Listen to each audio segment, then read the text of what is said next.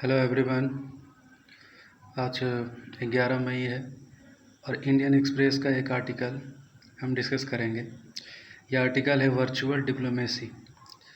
तो virtual diplomacy क्या होता है, इसके बारे में हम अच्छे से पढ़ेंगे।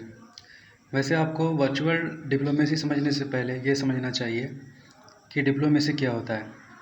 तो डिप्लोमेसी ये होता है कि जब एक देश किसी दूसरे देश के साथ नेगोशिएशन करता है, यानी कि अपने देश के हित के लिए दूसरे देश के साथ नेगोशिएशन करके अच्छा रिलेशन बना करके जो मैनेज करता है उसको हम डिप्लोमेट्स कहते हैं। वो डिप्लोमेसी होता है, ठीक है। तो इनके ऑब्जेक्टिव क्या होता है कि ऐसा विन विन सिचुएशन हो कि दोनों देश के दरमियान में जो है, दो देश के बीच के अंदर एक अच्छा पीसफुल, एक अच्छा रिलेशन जो है मेंटेन रहे। जैसा कि हमने देखा था कि 2017 में डोकलाम में चाइना और इंडिया को लेकर, चाइना इंडिया जो वहाँ पर जो है तनातनी हो गई थी। तो ऐसे में क्या था कि अगर इंडिया अपना मिलिट्री को अगर वहाँ से वापस ले लेता तो इंटरनेशनल कम्युनिटी में इंडिया को बहुत ही ह्यूमिलिएशन का सामना करना पड़ता कि इंडिया डर गया। और इसी तरीके से अगर चाइना भी अगर अपना मिलिट्री को बैक कर लेता तो चाइना को भी वही फील होता कि दुनिया में मतलब ये मैसेज आता है कि चाइना डर गया भारत से।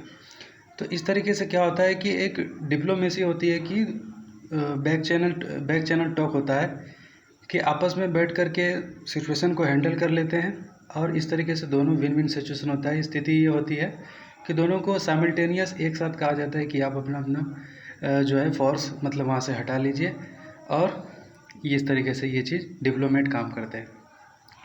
तो इनका एक नेटवर्क होता है, फॉरेन अफेयर एम्बेसी जो हमारा है वो बैक चैनल जो है हमारे देश के इस तरीके से जो है हमारे देश के दूसरे देशों के साथ जो है पीस मेंटेन करते हैं। उनका ये मकसद होता है। तो पर्पस यही है, पॉलिसी मेकिंग है कि पीस कायम हो और एक अच्छा वर्ल्ड ऑर्डर कायम हो, ठीक है। तो person who profess diplomacy is called diplomats, और जो ये काम करते हैं उनको डिप्लोमेट्स कहते हैं। तो फंक्शन में देखिए इसका communication, negotiation, intelligence gathering, image management and policy implementation. तो कम्युनिकेशन काम करना है, नेगोशिएशन करना है, इंटेलिजेंस गैदरिंग करना है कि नहीं, इमेज मैनेजमेंट एक अच्छा अपने देश का जो एक अच्छा फिगर रिप्रेजेंट करना है, एक अच्छा रिप्रेजेंटेशन देना है। डिप्लोमेसी एंड इट्स नीड, तो ये ज़रूरत क्यों है हमारे देश के लिए। Without diplomacy world affair would have abolished.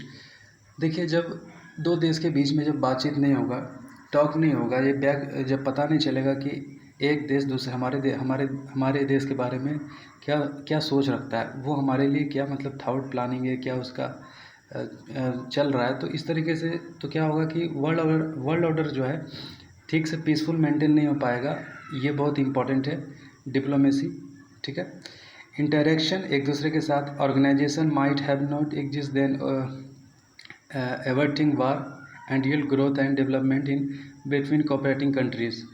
तो स्थिति ख़राब हो सकती है, इतना ख़राब हो सकती है, पीस मेंटेन नहीं रह पाए तो वार की सिचुएशन बन सकती है, आपका देश का ग्रोथ रुक सकता है, डेवलपमेंट रुक सकता है। तो एक दूसरे के देश के साथ कॉपरेशन बढ़ाने के लिए डिप्लोमेसी आपकी अच्छी होनी चाहिए। डिप्लोमेसी बहुत इंपॉर्टेंट है। तो करंट क्राइसिस क्या है, तो अभी हम क्या देख सकते हैं कि डिप्लोमेसी को आखिर हम क्यों चर्चा कर रहे हैं यहाँ पर।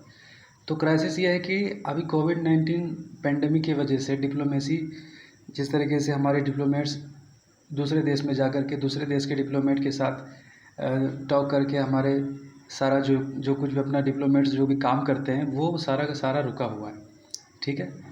तो current crisis pandemic covid cancellation of all flights, जितने भी देश के सारे नेशंस के जितने फ़्लाइट है सब कैंसिल से, इसकी वजह से हमारा नेगोशिएशन दूसरे देश के साथ नहीं हो पा रहा है।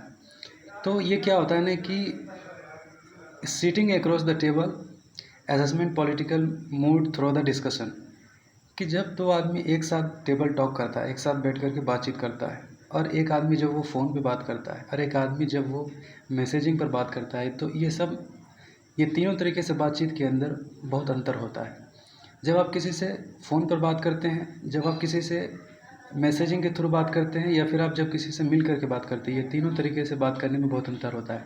तो डिप्लोमेट्स के लिए बहुत ज़रूरी है कि वो टेबल टॉक करें आपस में बैठ करके, और it is easy to discuss, ये आसान होता है। इश्यू एंड प्लेजेंट सिटिंग, एक साथ बैठ करके एक दूसरे को समझ पाना आसान होता है, तो ये चीज़ बहुत इंपॉर्टेंट है। How to take the crisis of the vacuum in the diplomacy, तो इस पेंडेमिक के महामारी की स्थिति में डिप्लोमेसी को कैसे बरकरार रखा जा सकता है। तो पहले देखिए, हमें 19वीं सेंचुरी में लॉर्ड पैल्मर ने कहा था कि डिप्लोमेसी टेलीग्राम के थ्रू अगर हम करेंगे तो ये हमारे डिप्लोमेसी को मार डालेगा, हत्या कर देगा।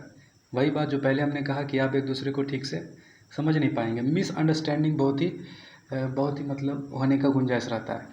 ठीक है, तो देखिए मिसअंडरस्टैंडिंग के बारे में मुझे एक वाक़या याद आ रहा है कि एक बार क्या हुआ था कि इज़राइल ने ये पाकिस्तान को ये धमकी दी थी कि वो एटॉमिक, मतलब उसको कुछ धमकी दी थी, मतलब धमकी ये दिया था कि इज़राइल जो है पाकिस्तान के साथ यानी कि एटॉमिक वार कर सकता है, मतलब ऐसे कुछ चेतावनी थी। तो ये चेतावनी मतलब जो है तो फिर क्या हुआ, पाकिस्तान की तरफ से ये जवाब आया कि इज़राइल भूल गया है कि हमारे पास भी एटम है, ठीक है, एटम बम है।